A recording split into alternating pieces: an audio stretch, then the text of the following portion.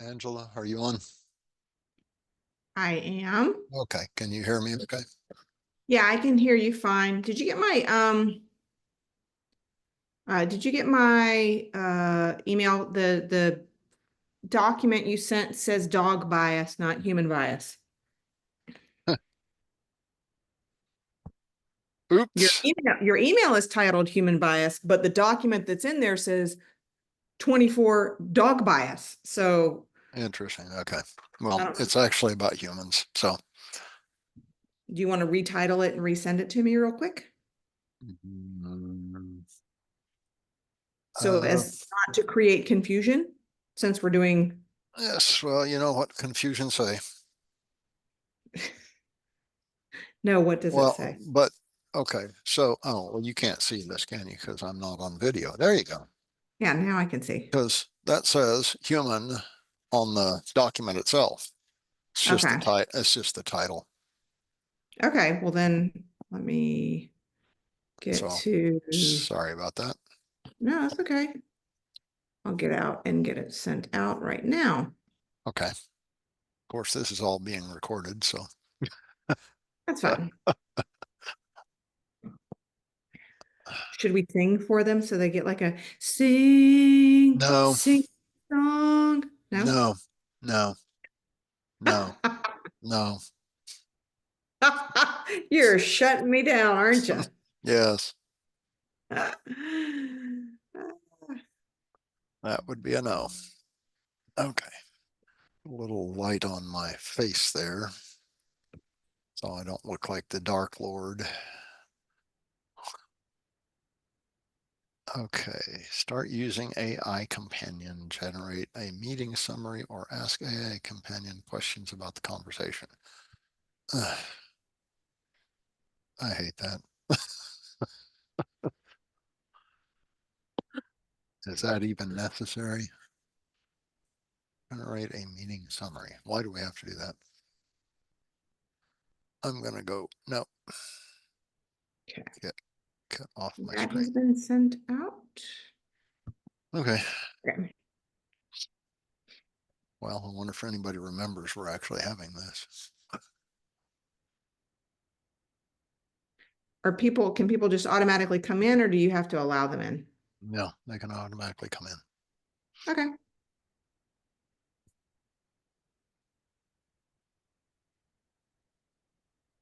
I resent it out, so. Yeah, and I posted on Facebook yesterday about, or yesterday or day before yesterday, I guess. Says, says Bree has joined and Spence has joined, but I see nothing. Carol K has joined. I see that on the computer. I do. Howdy, howdy, howdy. Howdy, howdy, howdy. Hi, Carol. Hmm, interesting. Make sure they have the right thing. Oh, Spence has joined the other one. How's that possible? Because there was an original link that I said we would just use and push to this week. That So, says 10/23. That's next week's meeting that Spence is on. oh, then he picked up the wrong link then. And I don't know why he would have next week's link though. don't know. And I don't know That's why weird. Bree is on another thing either, because it says 10/16. I did not use the same link. Huh. I'm gonna So let Carol, me. how did you get on here? Because sometimes I actually follow instructions. Okay. Not often, but occasionally.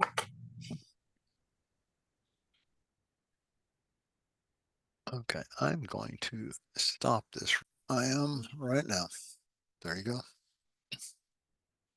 Okay, guys. And Tracy's just in time. Okay, so I wanted to start this. I wanted to start today, this particular talk with the next in mind, this talk is about human bias and basically explaining why humans kind of are the way they are in relationship to dogs. And this isn't about the title of this is human bias affecting dogs. However, this segment is not about how we affect dogs. It's about what we are and understanding ourselves. The next segment is dog bias and really what they are and how they, I'll say, see things, to use a human phrase. The next one, then after that, I'm going to shift off next month's to the following. So November will go to December and so on. It'll skip forward. And that will be how that human dog bias on each of our counts affects each other negatively. And then we're going to do a fourth one in December, actually, that's going to be how do we bridge that gap?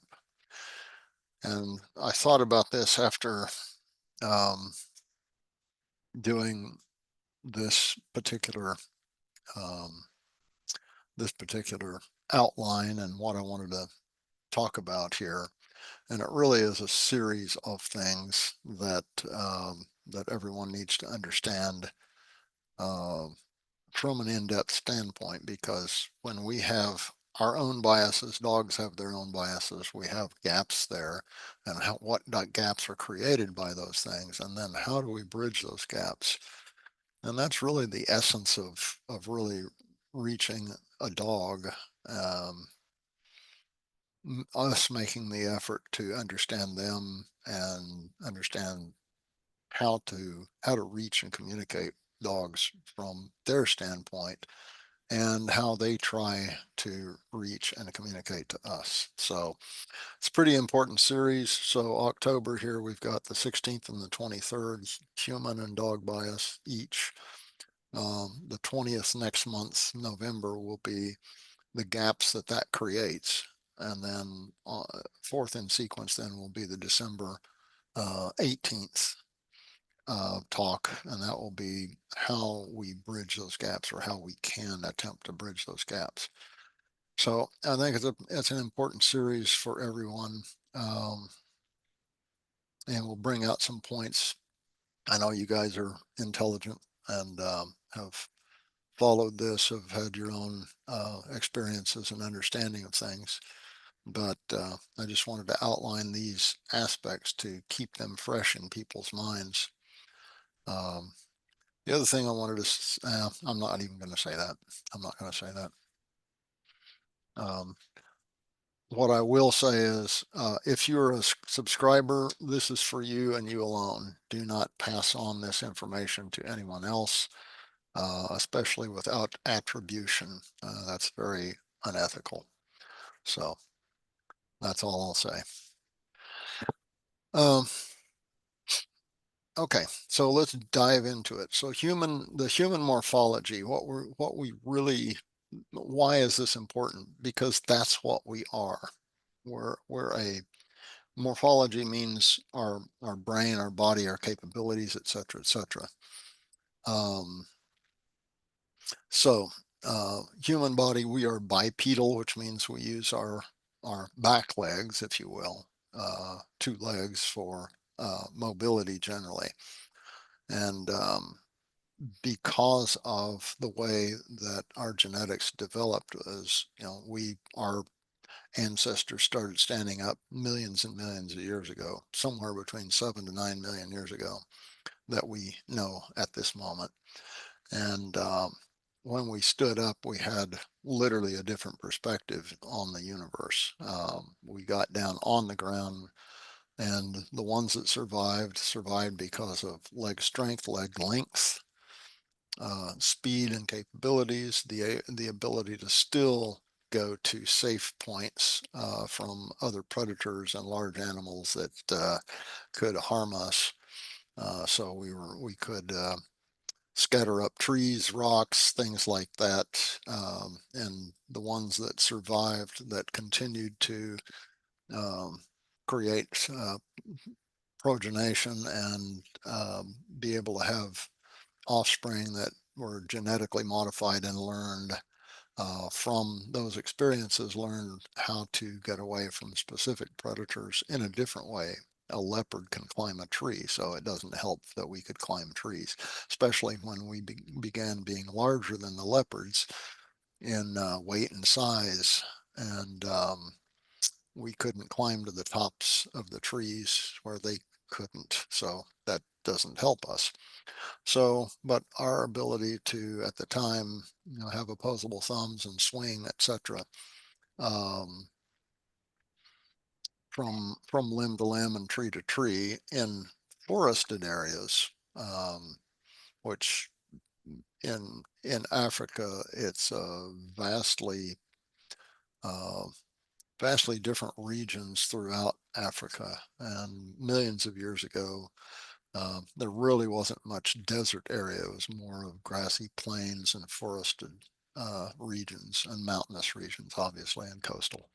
So, um, so the ability to adapt to various things, and because of the change of how we started moving on our hind legs, and that left more time for our hands to become uh, more adept at fine manipulations of things. We could, before our ancestors could, use their hands, their front legs, front arms for manipulation as well. But this gave us, when we stood up, um, we could travel across the land rather than just stay in the forested area, and that allowed us to go, frankly, all over Africa, and eventually um, I'll say hominid cousins of ours spread across Asia and Europe millions of years ago. And it wasn't until about 200,000 to 300,000 years ago, somewhere in that range, that modern humans, Homo sapiens sapiens, came about as genetic modifications from other ancestors. And Neanderthal and others were our cousins, if you will, and we still have some genetics from them and others. There were about 4 different human species on Earth at one time. They were, excuse me, they were limited in their range and area, mainly by their adaptability to different environments. So our joints are simple and complex joints. So the hips and the shoulders are rotational joints. And I'll give an example. Dogs don't have shoulder joints. They have scapula that are attached by muscle and sinew. So those are different animals than us. They adapted to their environment differently. Otherwise, they have digits and we'll call it wrists and ankles, and they have elbows and knees in the same way that we do, and up to the point of hips, similar joints in the pelvic area. But then our adaptation, especially um, from being primates, was being able to grab onto a limb and hang on to it, and we couldn't have done that without that ball joint, that articulating ball joint. So uh, so those animals that were our predecessors, uh, it was very useful to have a ball joint, an actual joined shoulder. So that's where body shape our use came from. The other thing that humans developed was sweat glands, which has been the most efficient means of heat dissipation. It's evaporative cooling, that's what it is. And in some form or fashion, um, animals have some sort, all animals have some sort of evaporative cooling, either through the skin itself, dissipating heat, digging into, for instance, Gila monsters in the desert. They'll get under the sand. They'll put themselves in there so the cooler sand, instead of the sun, dissipates the heat out of their body. But um, and dogs have a fairly efficient, for them being uh, most all of them having fur over 99% of their body. Um, their their mouth and their nose, like ours, but theirs is more prominent, uses evaporative cooling from saliva and the viscous material in the nose area. So if a dog can dissipate heat through normal breathing, it won't open its mouth. Once it gets to a certain heat point, then it opens its mouth and it's panting that way. And then eventually it hangs its tongue out, which is more surface area to dissipate heat, because that evaporates the saliva and everything else on it. We've got our whole body essentially as a swamp cooler. So an air conditioning system by sweating, and then that evaporates very quickly, so it cools off our skin and then transfers into the body. So we regulate our heat that way, and it's been the most efficient system ever devised by animals that needed that.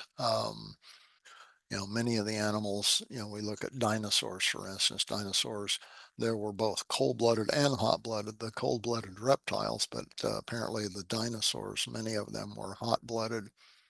In other words, they regulated their own temperature rather than allowing nature to simply have what they were, the temperature of the environment. And so there's been a number of adaptations, and we seem to be kind of the the pinnacle of that. Now that's great for warm climates, Africa being um, more towards the equatorial region and where we originated. And if you look at how humans and hominids spread around, especially Asia and somewhat into Europe, it was actually later in Europe, and that was the Neanderthal, and they stayed in that area because they were well adapted by their stockiness, their size, and what they wore to just that climate, which was a colder climate back then than it is now. But the rest of the hominids, if you look at those, spread along essentially the Indian Ocean and over towards the Pacific, even into Australia, fairly early, 60,000 years ago. And humans did, or a couple of million years ago, and humans did about 60,000 years ago. So we stayed again kind of along those areas. But so our adaptations, our ability to adapt, was not because we had a larger brain than other hominids, actually, but because we had the ability to think a little differently, to actually adapt more. And so those environmental adaptations with clothing that we had wherever we were, including weaving clothing out of grasses and different materials, much less animals that we skinned. And so that adaptation allowed us to push into other areas that we would have frozen to death, or we would have burned up had we not had some sort of covering.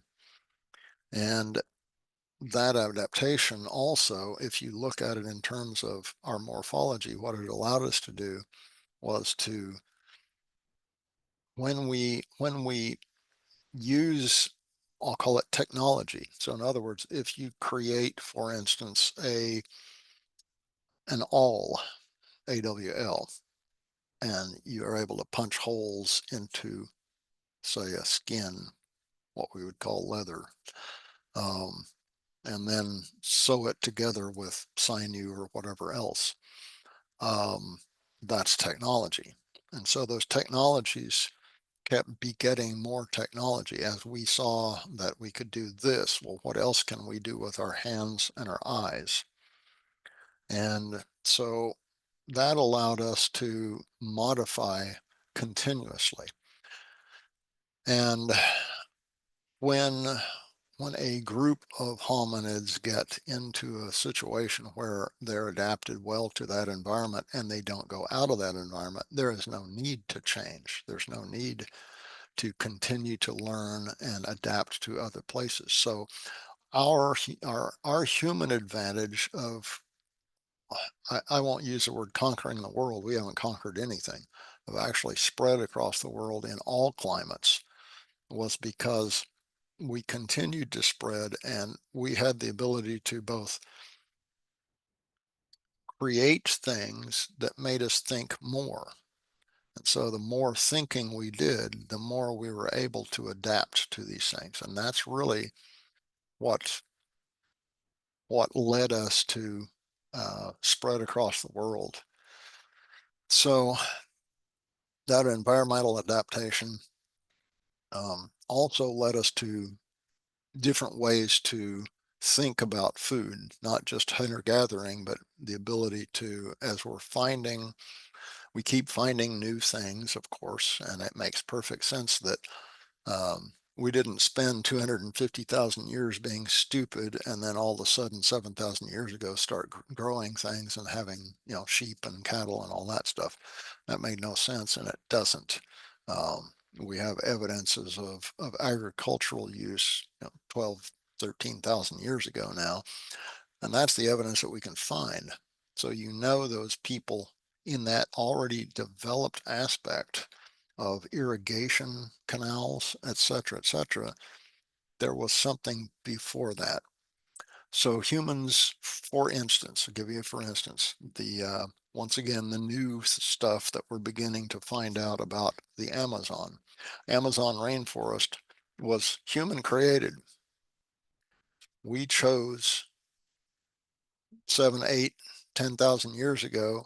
There were millions of humans in that Amazon basin. And they're finding all sorts of through LIDAR, which is the radar from above, all sorts of very sophisticated cities and villages and roads, hundreds of miles long, straight roads, etc., across what's now the Amazon jungle.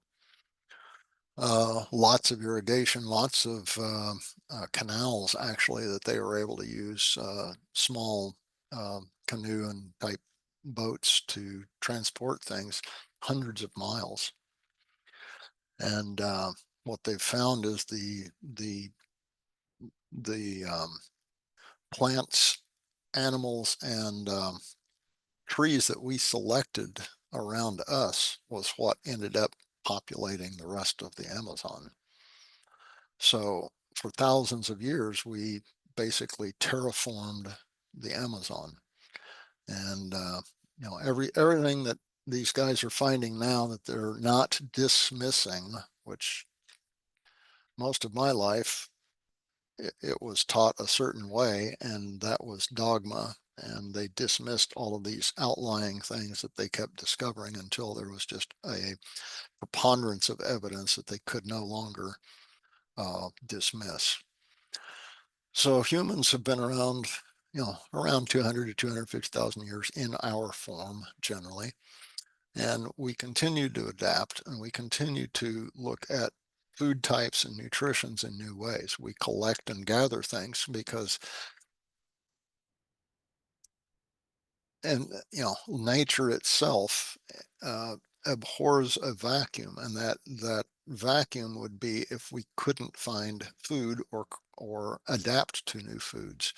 So when we moved into different areas with different plants and animals, and we hunted and we gathered and then we collected plants and seeds and kept them near our way stations and villages per season, we started, if you will, terraforming into what we'd now call agriculture.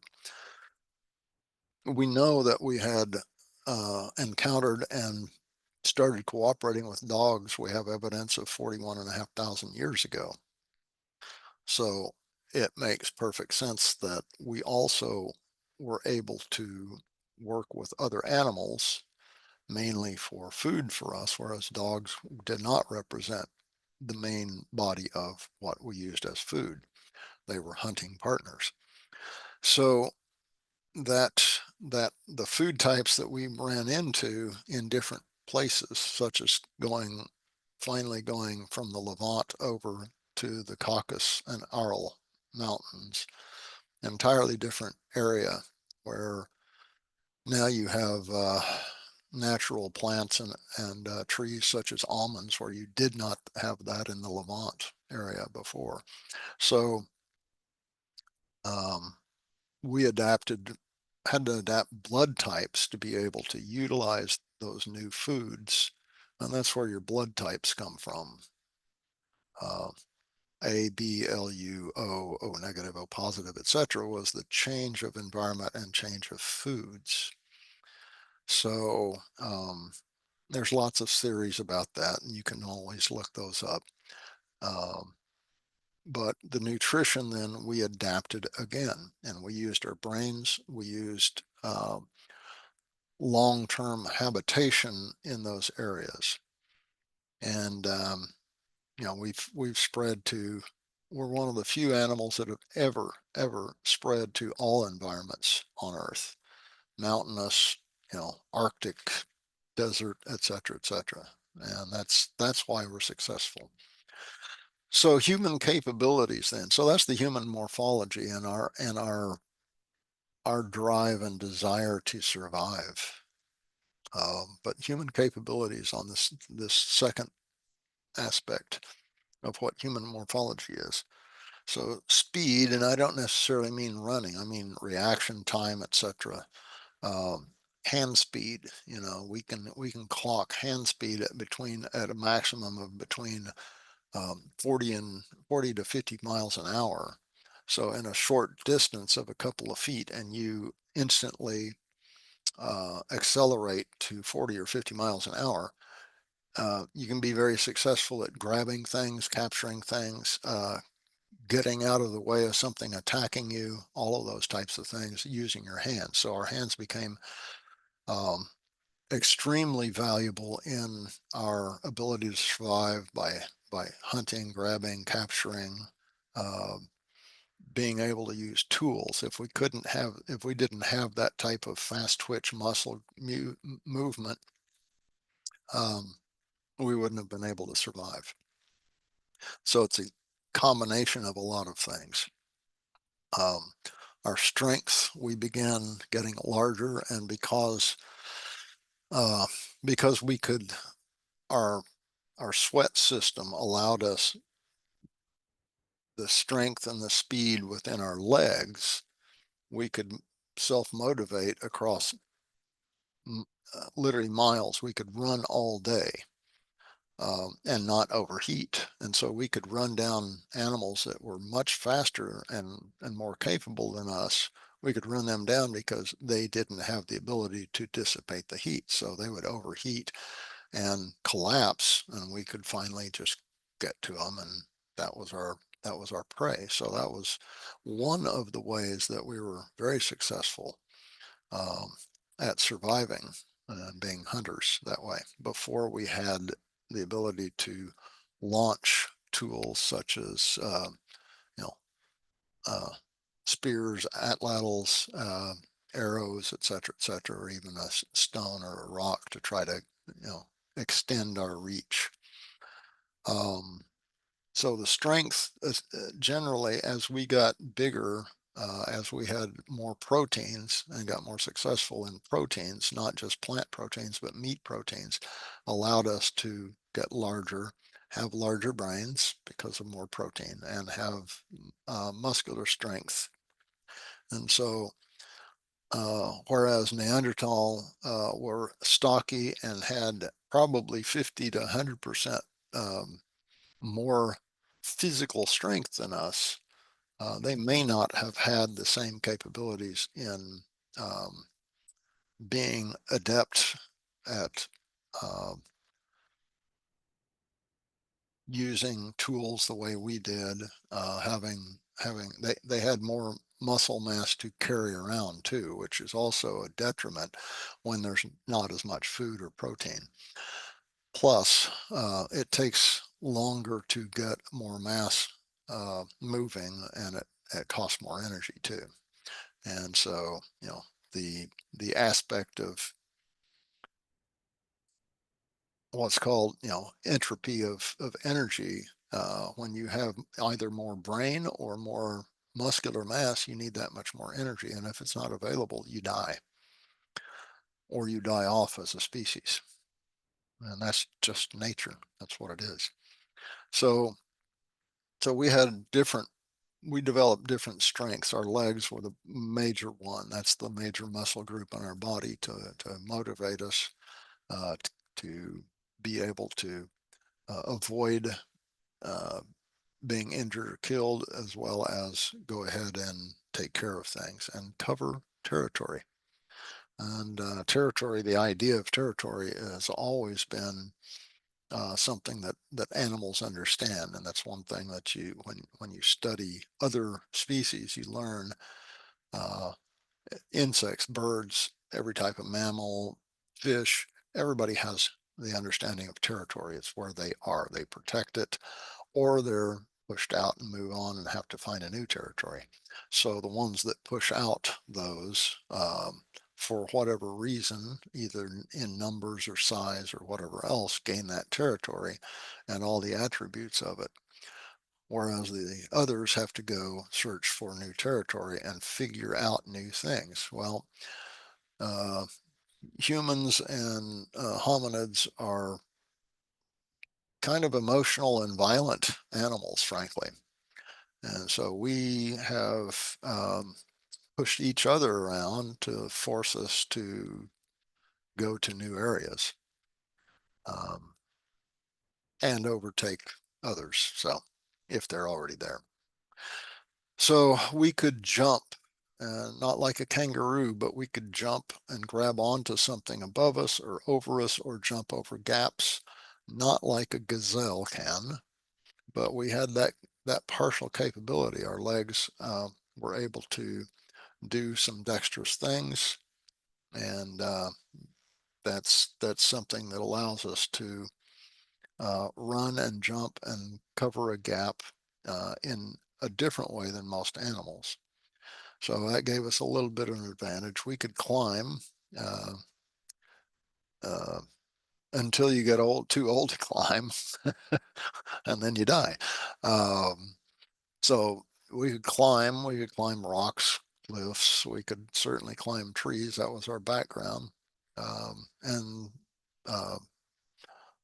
in that we could also survey land. We could see what was ahead. All of those things. So running obviously was one of our advantages long term, not necessarily ultimate speed like other animals, but long term running. We could literally run for hours, and other animals couldn't do that to that extent.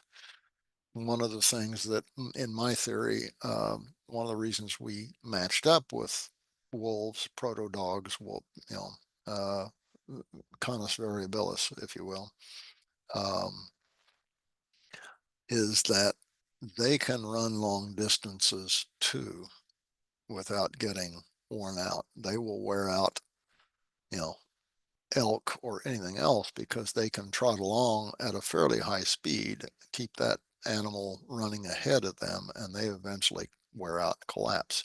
So we can run long distances for a long time, which means we could have followed the wolves at distance to find prey. And then they, seeing we had capabilities, because wolves are extremely smart, um, could see that one, we were not easy prey because we had tools, and two, they couldn't run us down and wear us out if we had those tools. So, and then the use of defense mechanisms. We had strategies and tactics. We could put up stone barriers, and which we did. They're finding stone walls that are tens, 20, 100,000 years old now. There's even one in South Central Africa that goes back more than 100,000 years that humans made. Forgotten the exact name of it. It's the Adam calendar and other stuff down in there. So you can look those things up. And again, the traditional archaeologists and histrionics, etc., they dismiss it, but there's no way to dismiss something that has, we'll say, fact. So those are some human capabilities that come from our morphology and our brain. So let's talk about the human brain now. The average human adult brain has 86 billion neurons. That's quite a bit. That's a large cranial capacity. We don't have the largest brain on Earth. And I believe for mammalians, at least, cetacean brain is the largest, and that's dolphins, porpoises, et cetera, et cetera. And again, we have barely scratched the surface of understanding how smart they are and how they communicate and how they think in terms of their social units and et cetera. So, but 86 billion neurons is a good start, and it's allowed us to contemplate ourselves in the universe, which is unique in Earth's history, at least. But what that does between our morphology and our capabilities and our particular brain is our perception of environment or reality, and that deals with how our senses are. And excuse me a second. We'll talk about the direct senses in a little bit, but our human senses and is what affects our perception of reality. If we look at the scientific aspect of reality, we see walls and colors and movement and things like that, when in fact that's not really reality. We look down at subatomic structures and how light, photons, and energy moves. It's just one way that we try to make sense of a chaotic universe. So our senses are adapted for this particular planet and the way that we have learned to live on it, not just us, but all life. So our perception of our environment and reality is the way we see, smell, taste, feel, and what's in our brains, the way we think about things. So I go back to human brains are structured to be eye dominant and hand subdominant.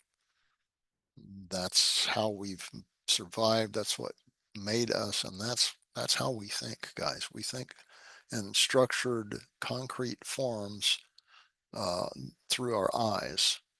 We don't think through materials and objects. We look at the outside of them. I will tell you, dogs actually see into the interior of you with their ultraviolet capabilities, but we'll talk about that next week. And they smell through you too, which is their main thing. So what this is doing is creating our own reality, which isn't every other animal's reality.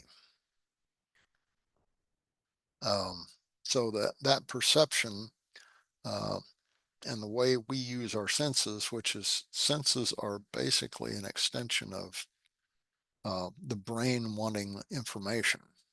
Why? Because that's what a brain is for, is to gain information. If we didn't have to worry about survival and patterns figuring out patterns, we wouldn't have brains.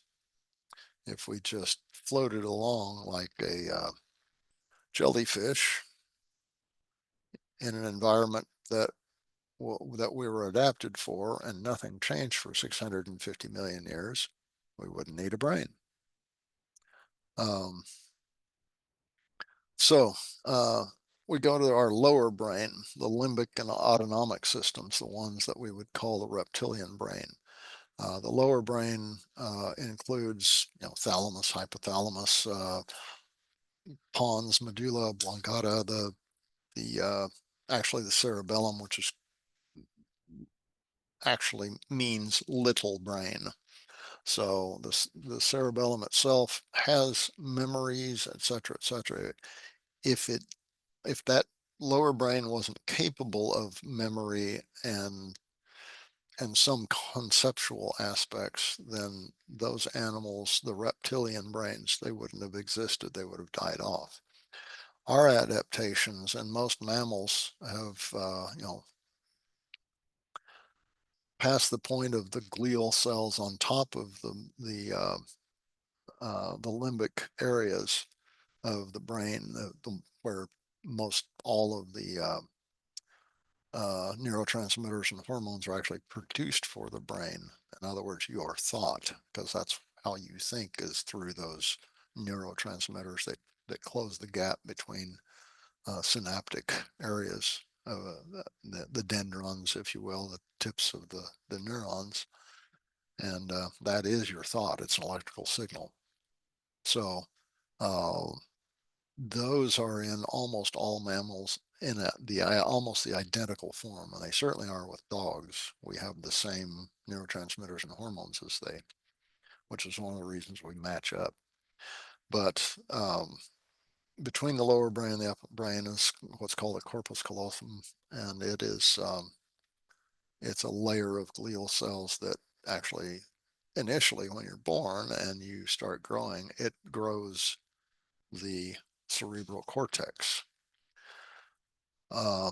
Humans, we're so proud of our prefrontal cortex that is a modern adaptation, but other hominids had that as well. Ours is just developed in a different way. And that development of cognitive power, which is what that part does. In other words, we can think, we can plan, uh, we can problem solve, and that's what humans are good at. And again, the next problem we solve leads to, well, what if? And we've never, I think the difference between us and other hominids has been we've never been satisfied with what we had, which works great in marketing on you. So we're never satisfied with what we have, which is also creates a big gap between us and dogs. We always want something more, better, or whatever. And so that allowed us to survive because we wanted to figure out a way to collect food, shelter, etc., to where we could be safe longer, because our thought processes allowed us to think ahead, not just in days, weeks, months, or even years, but ahead to the next generation and the following generation, and then thinking back too.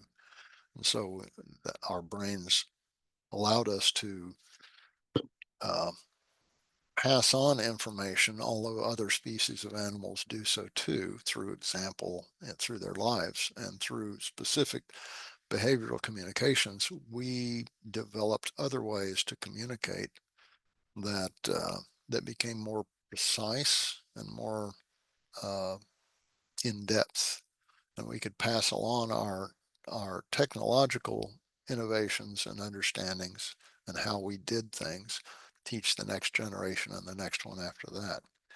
So while the children were learning, the parents were hunting and gathering and creating stuff. the grandparents, the old ones at 40 years old that were about to die off, were the ones teaching the grandkids. Well, we've lost that in modern society because we have technology that takes over from grandparents and the knowledge, uh, which has changed us again, the way we think. So prefrontal cortex, the concepts of social survival, that prefrontal cortex it's no longer about survival in the way of survival in nature. We have almost, in many ways, eliminated nature. I've described for years nature as being to humans the inconvenience of weather, and that's about it to us because we control as much as we possibly can. So we've eliminated nature as a possibility for us, other than catastrophic events that happen. And what that's done is provided this massive gap between us and natural things.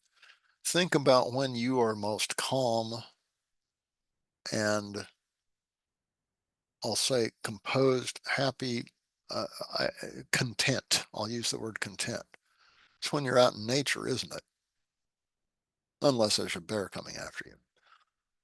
But otherwise, you feel best in that natural environment because everything else humans have created is not just more structured, the pressure of chaos, the pressure of technology, the expectations of society on you, whereas you have none in nature. And you start seeing how we've created our own false universe, separating ourselves from nature. We look at nature as if we're not part of it. We look at the universe and study the universe as if we're this uninterested or disinterested bystander, just curious about it. And that's the odd thing about human brains, is we separate ourselves, and therefore we feel, and I'll use that word because we have very strange brains and thoughts. We feel superior because we can think about things a different way. Um, So the social survival aspect, that's what our prefrontal cortex has been taken over by, is what is our survival then? It isn't about going out and hunting down that elk herd with our proto dogs, our Canis variabilis wolves, uh, and surviving the hunt or getting injured and dying or whatever else. That's not our thing. Or protecting ourselves and from bears or whatever else are going to stomp, eat, or kill us. That's not our existence anymore. Very few people on earth have to experience that, and they don't want to, other than through their cultural agreements and traditions. So our concepts of social survival, of what shoes we happen to choose for that day to wear, what car we drive, what color is your house, what clothes do you wear, how do you speak, those are our concepts of survival now, because it's acceptance of the group. And society is the overreaching aspect to human life. That causes other conflicts and problems and gaps with dogs. We'll talk about that later. So we have concepts of time that go well beyond our lifetime, either direction. We go back, 13.8 billion years to the so-called Big Bang, which now they're saying that really wasn't what happened.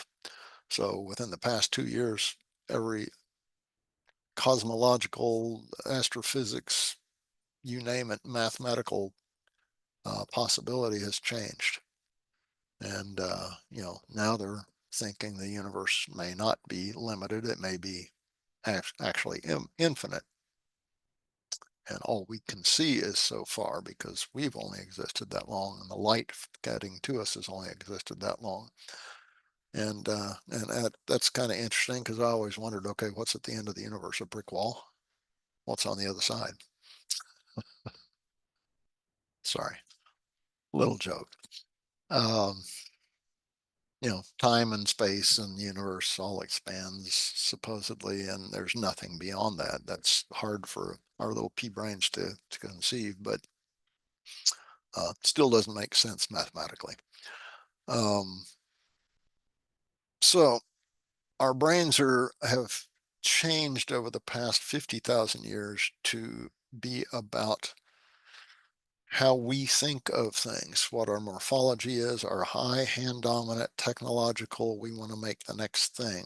We're unsatisfied with where we are now as a society, as a aspect.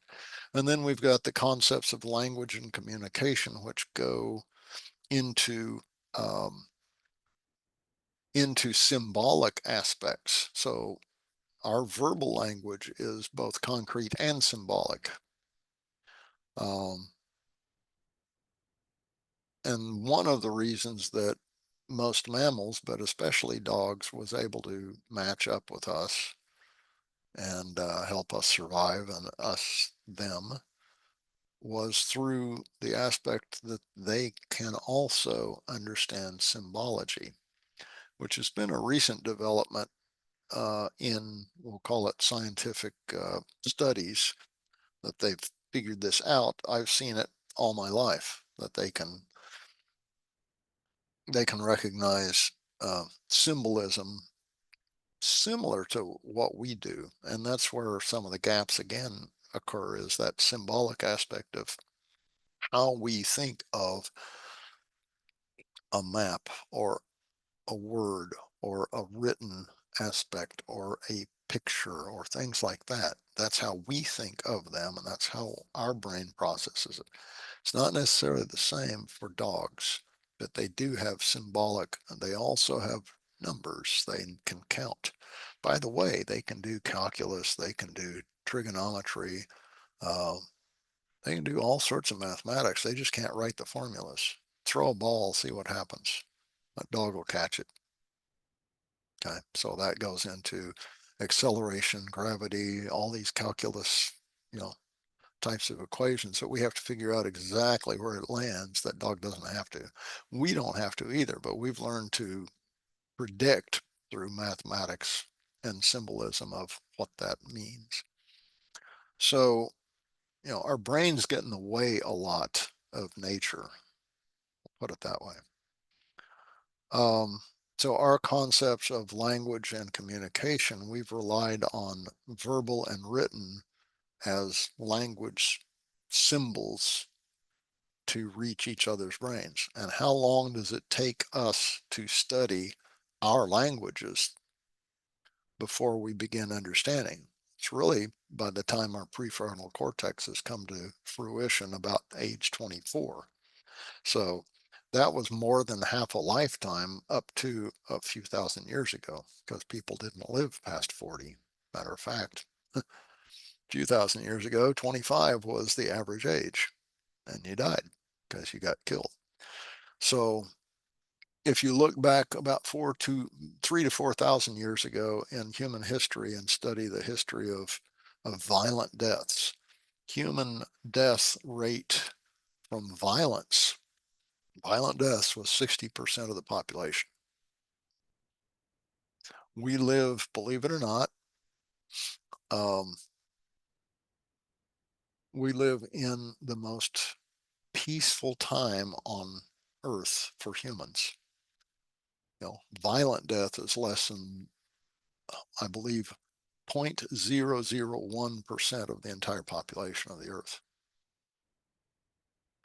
So, if you had the understanding of violent death being your most likely way of dying, anywhere from newborn to aged, somewhere in there, you're probably going to die. So, human lifespans have increased massively. So that gives us not just more people to do, think, and problem solve, but it also gives us ways to segment, to increase thought, problem solving, and intelligence over time, um, and um, and become specialists. So now human drives. Let's talk about human drives. So survival drive are environmental responses. Let's look at that as a category. So environmental responses, and the environment is anything but us, okay, individually. That is the environment. Everything else, okay, this shirt is in the environment. It's not me, it's the shirt, okay? So how we respond to those things, um, the main four factors is the surprise. How do we respond to the surprise? Well, it's based upon many things, but it's based upon what you learn and what you don't learn. And if you don't learn what that is, and you have no experience in responding to that, because we fear for our lives first instead of pure predatory action, we are surprised, we're shocked, we freeze, we run away, we do all these things, we hesitate, we suck in air, we do all of those things, right? I'll tell you right now, one of the hugest gaps between us and dogs is that right there. We're prey, and we show we're prey to our dogs. And if that's our dog, now it has to amp it up because it's already thought, I got to go get that thing. Because that's the way that its brain works. One of the main reasons that I advise people, especially anyone working with a dog or living with a dog, to take some sort of martial art or heavy physical activity where the possibility, at least the thought of the possibility of, damage, injury, death, threat, whatever else, helps you to understand how to think in ways of responding rather than being shocked. So surprises don't surprise you eventually. Now it takes years for you to reprogram yourself, because without knowledge, you fear. You fear anything you don't understand. And if something surprises you, instead of attacking that immediately and taking care of it without, there's no anger, there's no fear, there's no nothing. You just go do it. That's what dogs do. At least dogs that are normal, natural dogs, not the ones that we've affected so heavily behaviorally or misbred. So surprises is one area that how we respond, it's based upon experience, not just about that surprise, but about everything. So it's the cumulative total of everything you experience, know, and learn how. Okay. Then you have recognized threat avoidances. You recognize the potential threat. Okay, we're going to avoid that, or we have to go handle it, take care of it if we can. Okay, that's another environmental response. Then there's the fear, uncertainty, doubt. That's the also in the not just surprise, but you come upon something and you have fear, uncertainty, doubt. Fear in yourself, uncertainty in yourself, doubt in yourself. Your incapacity to handle something, take care of it.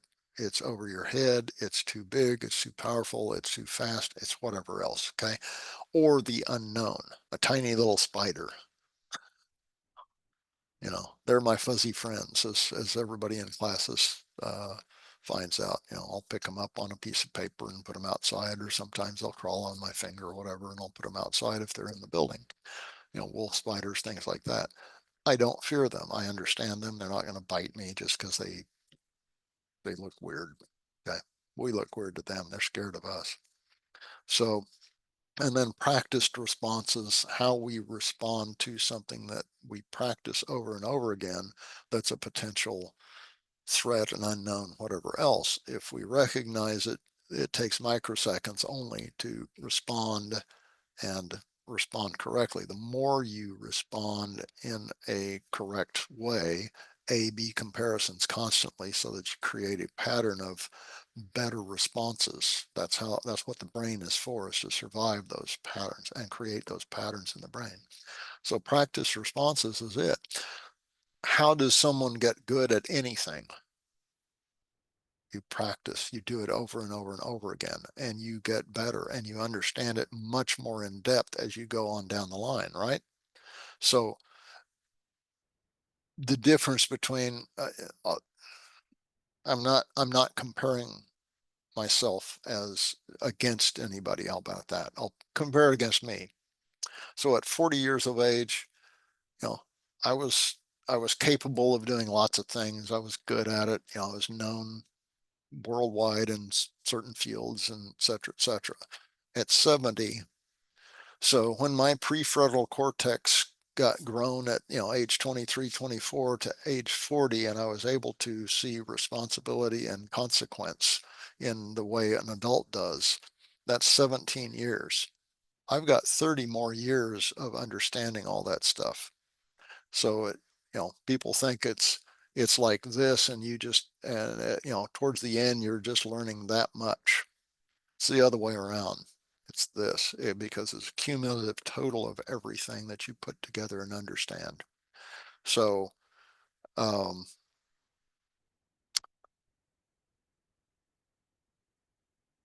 it gets better, I'll put it that way. Just keep at it, guys.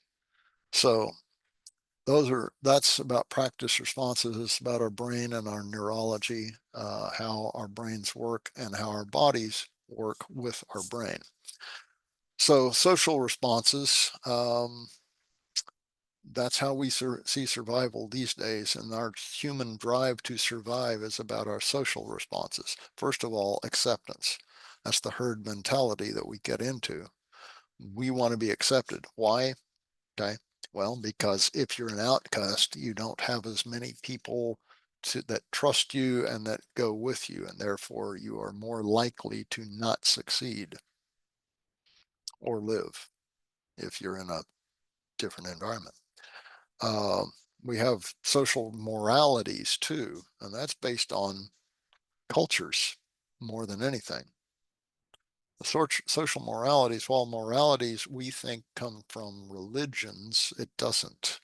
The religions come from the cultures and what's accepted and how to justify certain things in general. Okay. Now, morality itself, I'll say there's an understood morality. I had a interesting conversation with an atheist once where he didn't believe in a god or a religion or anything else. He really didn't. And it was interesting talking to him. He said, well, everybody knows what's right and wrong. Said, you've never been out of this country, have you? This country happened to be Canada that I was in at the time.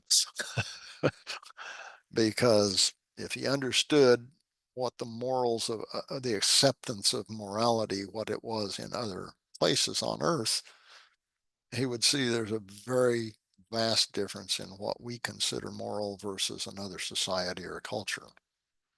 And we would be, you guys, if you haven't been to certain parts of the world, you would be horrified and very upset at what they accept as moral. So it is a social construct of where you're at, the environment, the people in it, and it's an agreement. So we want to be accepted within that agreement, that general agreement. Okay. Now, what's this got to do with dogs, guys? Everything. Because the way we think about ourselves and our society affects every dog that we touch, work with, etc. Every bit of it. So the herd mentality, we don't want to stick out because then we get pointed out and we get ostracized from society. You get excommunicated if you're weird or different in any way, shape, or form. I'm used to that because I obviously think differently than most people. I don't care. I'd rather be alone by myself on a mountaintop anyway, so that's fine by me. And then social isolation. Sorry, I'm getting ahead of myself. Social isolation. Boy, say that 10 times fast. Even momentarily, is an anathema to your existence.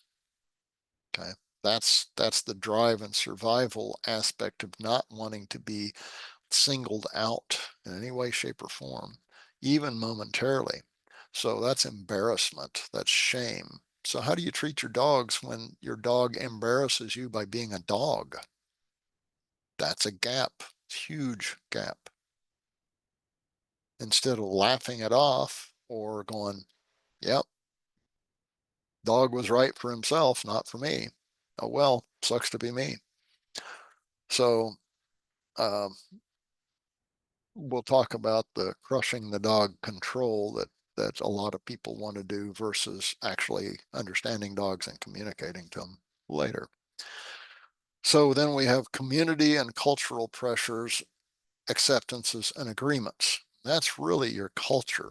The culture itself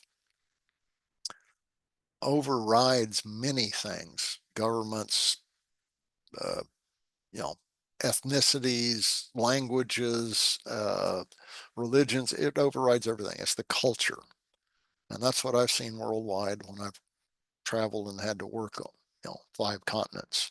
It's the culture. It's the local culture. It's that identity, not even national, but the local cultures. Think about it even within your own country, how many different zones and regions and cultures there are, subcultures, if you will. And you want to be part of that. So, because otherwise you stand out. And our brains can't accept that. So, okay, let's talk about human senses, the direct senses anyway. So our eyes are dominant. That's how we identify, that's how we gather information, et cetera, et cetera. Our ears, we hear stuff, it corroborates what our eyes are saying. What happens when your ears and your eyes don't match up? You're confused. It makes no sense to you. An explosion happens, you don't hear anything. Did I go deaf? Eventually it gets to you and you go, wow, that was powerful, but it was a long way away. I didn't realize how far away it was because we kind of know how sound travels over time. Um, so eyes and ears and nose, and then feel, touch, environmental sensations, all of those things is how our brain extends nerves, neurons, etc., into various parts of our body. When I talked about this in course 4 and other courses, when multi-cell uh, life came along, we had single cell life for billions of years, and then eventually that cell split and stayed together rather than creating another entity itself. And then those split and those split and those split. And differentiation in most life starts at about 64 cells because all of a sudden there's an outside and an inside. And the inside has to be used and differentiate itself from the outside because the outside's got to deal with this environment. And the more cells and the larger you get then in these multi-celled animals is different senses for different parts of the environment. Then you have to collect that information somewhere and make sense of it, as we would say. And that's the beginning of a brain or a nervous system that transmits information back and forth from these cells to each other, and then eventually to a central nervous system that not just takes in that information of the outside environment, which is your temperature, your feel, how things feel. I hurt. I've got my elbow on this metal piece and I've laid it there too long. You know, my hearing here, my nose, my eyes, my mouth, all of these things, breath, what it smells like, all of that stuff has to go somewhere. Otherwise, it's just talking to itself. So that's where the brain's developed as a multiple central system for collecting information. Then at the same time, it had to send information back out to specialized cells such as muscles and bones and things like that to be able to move. Okay. Am I boring you yet?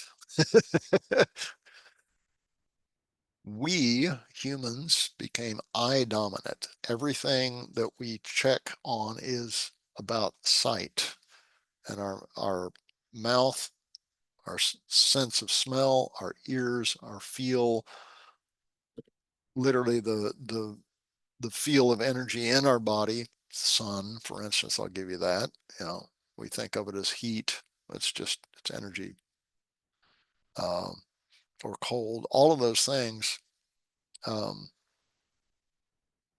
support our eyes. It looks cold out. Our languages all recognize our vision as the most dominant thing in us. See, look here. See, look here.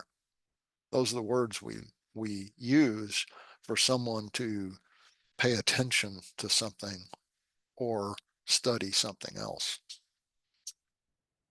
We don't say, smell this, unless, of course, it's a bad smell. So, so human learning abilities, the bias that we have, brain and body experiences in relationship to our environments, how we encounter it, how we feel it, how we process it, all of that is because of how we are, our body and our brain. Okay. Our brain complexities and understanding of surviving each issue is at hand. So we can't, I can't stick my finger through steel, right?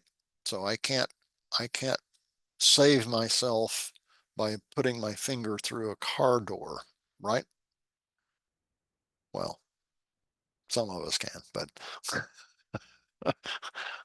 you know, but you can understand that I can break glass if I pick something up and smash it out.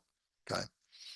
So the complexities of understanding each issue is what our brains are for, and how we use our body we've learned since we were pre-birth, frankly, on how to use our body, what this hand means, and knocking myself in the head and going, hey, where'd that come from? So then stitching those complexities together to make sense. In other words, we're looking for patterns. Brains are always pattern seeking. If it isn't, it's all chaos. And we look for patterns within the chaos to try to understand it. That's where the 4 quadrants, put it that way, okay, as an example. 4 quadrants, everybody uses the 4 quadrants. They really don't understand them, frankly. And it's the most simple thing that you can try to put your brain around to say, okay, it's 4 quadrants. No, it's much more complex than that. It's the way that humans want to simplify the most complex things. We're always looking for the simple form instead of the complex because we want to understand that pattern. Okay. So when you find that initial pattern, there's pattern upon pattern upon pattern inside each one of those. That's the depth of these things that we study. And that's what these talks are about, is how deep things go. The more you know, the better you are at doing what you do. If you're a dog trainer, your clients will benefit because you don't have to waste time yelling louder at them slowly, saying the same words over and over again, because you don't know how to communicate with them, because you don't have the depth of information to pinpoint that spot and go, look, your dog's this, and this is what's happening when you do that. If you didn't understand that, there was no way you could transfer that information to your clients or that dog. That's why it's important to study as in depth as you possibly can, so that you become that capable. Okay? The drive to learn better understandings and results are for survival. We don't think about it in terms of survival, but if you can't make money, you're not surviving well, are you? And if you're not successful at doing what you're doing because you don't have that knowledge, you don't have the better understanding, and you're constantly looking for that drive of better understanding, whether it's the business side, the marketing side, the whatever it is, it doesn't matter. You're constantly looking for a better survival point. At times you get complacent, go, okay, I've got this, it works. Until a few years later, it doesn't. And then you go, what went wrong? And humans tend to blame everybody else first before they blame themselves. So, and then we want to pass on that information to others. That's social survival or the species survival. Okay. And that's an inherent drive in human beings, in all animals, frankly. It's the survival of the, and I talk about this in other classes, the survival of the species is more important than the individual. That's true for dogs, that's true for humans. I know we don't want to think that way because we think all about ourselves.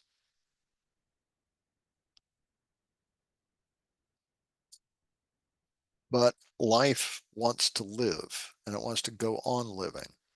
If the first life form didn't want to, we wouldn't have life on Earth. So it did everything possible to survive and pass that genetic aspect on, that genetic memory, to all other life since then. That's how we're teeming with life throughout the world. So human developmental timing, this is important. Ages and development periods. So humans are a good example. Dogs have the similar thing in different rates though. Okay, and this is what you need to understand. So we're going to cover this similar things, similar topics for dogs. So you begin to understand differences in us, and that's important. So ages and development periods. You've got the infant period where you're given a spoon at a certain age and you stuff it up your nose because you're not very dexterous. So there's a certain level of developmental aspect where you are totally, completely at the whims of whoever serves you. Same thing with puppies, etc., etc. Any life form at the beginning stage, you're just a life form that has to be inputted for food, water, shelter, etc. Okay, that's it. That's an infant stage. A toddler, you start bumping your head on things and cry and knock down, and you're stumbling around, you're experimenting. And if you don't die, you learn. And again, that's kind of a puppy stage as well in a different time. And again, we'll talk about those and kind of ages at these equivalents. Humans are one of the, so we are one of the most labor intensive, probably the most labor intensive species on Earth as far as raising our progeny. That labor intensive time goes for years and years and years and years and years, well beyond almost any other animal. Actually, to my knowledge, all animals.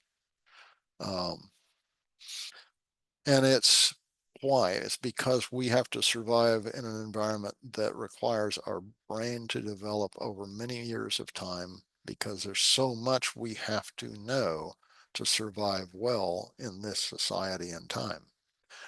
If you look at ancient cultures or Stone Age cultures, which I lived with for a while, a short time, out in jungles and mountain regions, you know, sometimes at 12 or 13 years old, they had a ceremony or they would test the boys or the girls or whatever else with whatever cultural methods that they do. And afterwards, it's like they're born again as an adult. 12 to 13 years old. That's because they've learned all these things to be able to go out and hunt and survive and gather stuff with the adults. So time is shorter in their lives and they have to grow up much sooner. We have more complications that aren't necessarily pure survival, but that focus into it. Okay. Then you got the teenage times where you're full of hormones. You think you're the greatest thing on earth. You're bulletproof. All of those things, and your parents are idiots, right? And that lasts for a while. And then you get young adults that you're getting close to having that prefrontal cortex. You start recognizing you're less interested in fun and more interested in learning. I'll put it that way.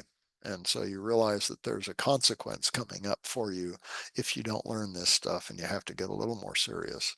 And then the beginning of full maturity is the prefrontal cortex closure development. Okay. And that's where you understand consequences when you do something stupid. You may not want to, but you do recognize that. And you still make mistakes, but you learn patterns in a different way. The consequences to you, not to your parents, not to your buddies or anything else. Then you have adulthood, middle age, senior, and then aged, which is you're going back to almost infancy as far as relying on others for that. So that's kind of the human developmental timing. And then and why is that important? Because you think differently in each one of those stages. So you're going to think differently about not just yourself, not just other humans, but your dogs too. And that's important to understand from the standpoint of if you have a 19 or 20-year-old client living with somebody, a boyfriend, girlfriend, whatever, in an apartment, and they get a dog. Somebody's going to end up with the dog most likely because they're not going to last, because that's what happens a lot. Some do. So the way they think about things and their responsibilities is different than when you're older or younger. And that's an important element to factor in when you're working with people or yourself, frankly. Okay. Then we got human age perspectives, the influences of age and experience capabilities. And that's a continuum. And once you start getting the understanding of consequence and you start seeing patterns better and better, you also you start seeing all the variables and all those patterns that you've collected, and you see how they relate to each other. And that's when you become skilled and knowledgeable. Okay. With human perspectives based upon being primates and humans, that's our morphology, it's our way our brain's structured, it's how we think, it's how our cultures are, it's how we learn to live together, it's how we control things. We think about what color is on my wall, that sort of thing. How we perceive in our brain, our body learns to survive and manipulate our world. And that's what we do. We manipulate everything. We try to manipulate each other. We try to get you to buy a new car every year. All of this stuff. Uh, it's our drives and desires, the emotions that we are uh, a victim of, frankly. I'll put it that way. So controlling outcome is easier than understanding something. And this is where tons of gaps happen. It's a different result though. So yeah, it's easier to control something if you can control it. But the end result is less than you could have had, or worse, frankly, when you control something. So instead, it's about understanding your base emotions, which are the base emotions are very similar to dogs. The learned emotions, the jealousy, all of the human stuff that we go through, all of those, not survival, but survival in a social aspect, is very important for you to understand. Self-understanding, then development of what's possible. That's really what you want to do. What is your possibility? How much can you develop of yourself? Because it's beneficial gains not just now but down the line. And the enticement of others trying to get you to push that button for self-gratification now costs you later. So recognizing humans are only superior or more capable in only a few areas. That's self-understanding, guys. We are not the superior being on earth. There isn't another animal that looks at us and thinks, wow, how superior they are. Not one. Those areas are our specialties at survival. It's the way we see the universe. It's how our brains process it and how our bodies are capable of doing things. Therefore, we always think that's the answer, and everything else has to be crushed into that answer. And that's horrible, because you're denying what that is then. It's the only answer for us, because that's what it is. We're humans. So development of a better understanding of other animals, in this case, their intelligence and capability is what you need to do. That's self-understanding. By studying others, you study yourself and you understand yourself, whether it's humans or animals. Human manipulation of the environment. I'm going to try to wrap up quickly here, guys. So Homo sapiens sapiens versus Neanderthal. We talked about that a little bit in human history to begin with. Neanderthal were adapted for their very slight range of environmental change in, I'll say, food, water, shelter, temperature, their capabilities. We have adapted, and that's where our brains are different. And that's why we were successful over Neanderthal. Um, Adaptation to other environments, we talked about that. Cranial capacities and problem solving. I'm just kind of reiterating these things. Creation of technological tools for creating adaptations to the environment and survival. So tools to capture food sources first. Tools to create safer environments. Build your hut. What do you build it out of?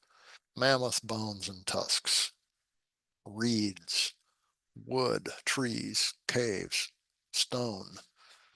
So we got better and better at long-term things. So that when we put the effort into us creating a house for us, we'll call it a house, a shelter for us, we could pass it on to our children and our grandchildren, et cetera, et cetera. So it stayed there. We learned to build things that stayed for 10,000 years.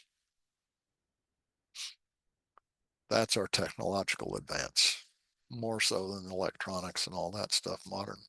So tools control and change nature to suit us, which is what we've done in modern times. Constant change of our brain thoughts and patterns to adapt to the new tools that were created, ideas and technologies, our expectations. So our brain is changing at a rapid pace, not to become some idealistic thing, but to be have more survival capabilities for all this stuff we're changing constantly. We are not the same as we were 50,000 years ago. Are we as intelligent 50,000 years ago as now? Yes, for different things. They needed the brain power for survival in their way, which is a lesson for us with dogs. Okay. Collectivity, the numbers en masse, creates specializations. That's why we were able to do what we could do, because of specializations. So the pro-social cultural creation based upon environmental adaptations, sorry. So local cultures, regional cultures, because of the environment, were created, and to survive in that, you have to be pro-social. In other words, you work together, and everybody's happy with that word. So conclusion of human-based bias: we're human, we're primates. We didn't come from monkeys. Monkeys came from the same ancestor that we did. So it's split, and we have different modern things. When we have already had others develop a means to control, the easiest thing to do is to continue that. It's only when someone else plans, sees, or wishes for a better outcome that new developments in problem solving happen. Those are the people that everybody thinks are weird. Burn her, she's a witch, because they're scared of anything that they don't know. Mass numbers and specialists are how this all happens in the first place. So natural entropy still rules. Brains and physical life require energy to power up, right? Life is always looking for a more survivable way through problem solving and adaptation. So it takes more energy, more power, which means food for us, et cetera, et cetera. And that's why we have, a global system now of food production, processing, transportation systems, all sorts of stuff, so that everybody survives as humans. Change is the most stressful thing in life. There's been thousands of studies over the years. I've studied a lot of that myself. Humans avoid massive changes and even most minor changes. They want it to be the same because then that's the safest thing. If there's a transition, we talked about transitions a year and a half ago, I think, transitions and thresholds. If you didn't listen to that, listen to those two. They're very important. So transitions and thresholds. Transitions are anything that changes, anything, any minor thing, any major thing, from a static stasis, if you will. And change is scary because we don't know what's going to happen. So it requires more thought and effort, therefore more time and energy. That's not possible for one person to do, or a small group to constantly do, because if you're constantly looking at all these things and trying to figure it all out, you're not doing your survival job in the first place. So it takes masses of people to get to the point where we have. It also puts us, and because our brain thinks differently now, it puts us further and further and further away from understanding nature. It puts us where we use our animals to try to bring nature into our homes, and then we crush that nature. We don't want it to behave what it is, and that's the problem. That's the gap. So cultures prevent change from happening in short periods of times because everybody's already agreed to this, and if something changes, oh, you can't have that.